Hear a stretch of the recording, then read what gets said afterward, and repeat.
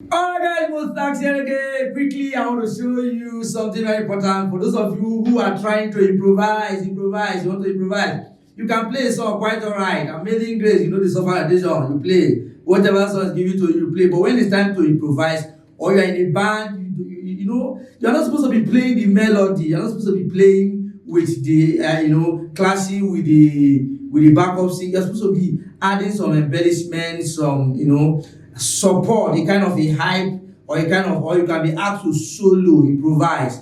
That's your job as a saxophonist in a band. And now we quickly show you the most important aspect of improvisation, which is what we call targeting. Every idea you have for improvisation, it is this thing we call targeting that connects all your ideas together. If you want to do passive notes, you must target what we call the target note. It is the target note that tells you where you are going, or no matter where you are coming from. The target note is the note in a line or in a melody line that stands out in the melody. If you miss the target note, you will miss the improvisation entirely. For example, what is target note practically? Amazing Grace. That do stands out. It's a target note. The saw is not a target note, but I can actually just do it.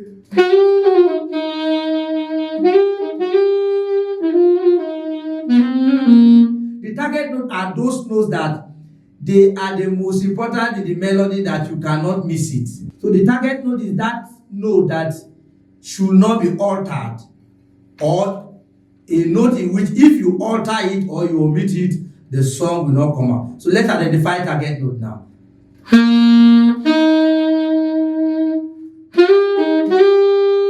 That me is the target note. That's another target note.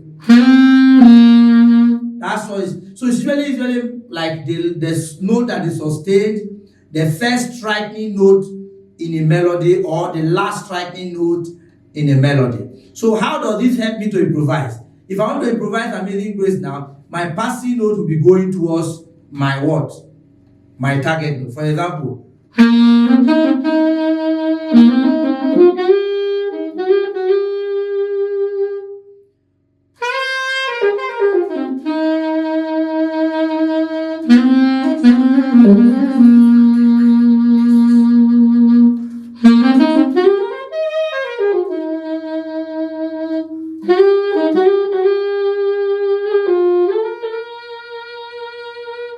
that saw is a target note. Then the next line says mi so, mi so, mi. That saw is my target. I can go. You see that? So it doesn't matter whether I say or I go, or as long as I found myself in the saw, you are fine. Sometimes you see a musician do something, you almost lost where you are going. But as long as you remember the target note will always bring you back on track. So you need to understand target. Let's assume also target note also point us to the chord. They also point us to the chord progression of the song. For example, me, that target note tells me it's a do chord. Mi, do, mi. The mi is do chord. Re, do. It's almost like a do chord. La, song. So the target, or let's take another song. I surrender all. All of you know me this channel with I surrender all. Unto Jesus. That first me is the most important note in that. Unto Jesus. So it helped me to pass. I can start anywhere in as much as I know my target note. So target is very important. So I go.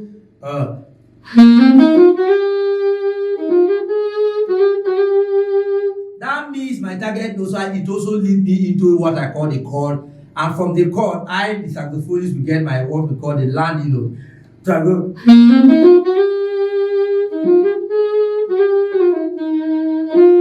The next striking note is the re. So I can go.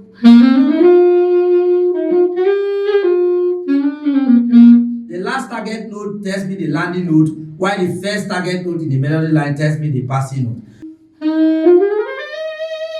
That upper do is my target.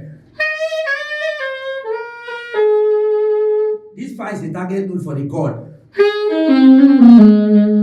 which I added the landing note.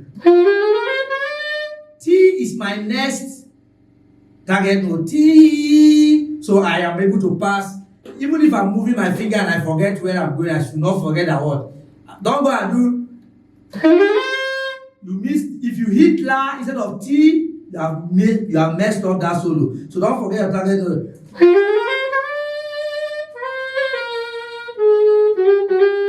This is target note for the chord. So I go. What's the next? Who can tell me the next target note? Which is saw. Do. The next one.